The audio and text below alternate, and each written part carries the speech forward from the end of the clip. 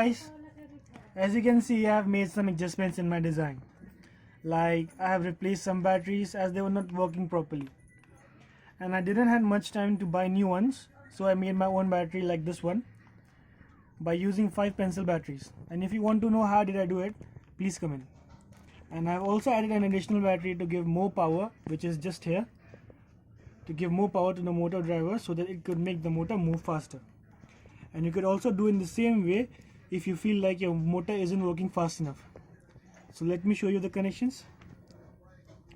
As you can see, the blue and the yellow wires are the wires of the battery. The blue one, which is the positive one, is connected to the 12 volts of the motor driver, and the yellow one, which is the negative one, is connected to the ground of the motor driver.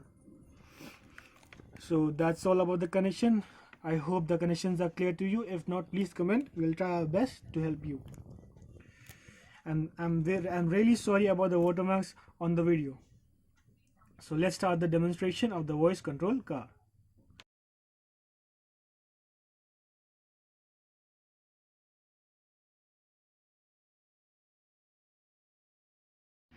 Hello guys, this is the app which I'm using for controlling our robot. Its name is AMR Voice. You can download it from the link below. So let's connect our robot.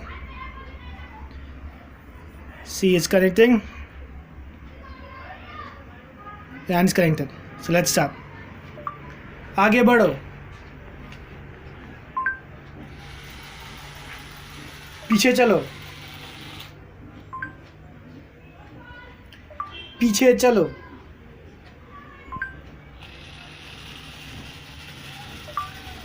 Right. पीछे चलो. Left.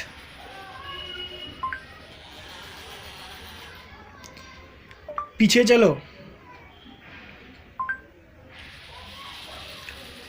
रुक जाओ.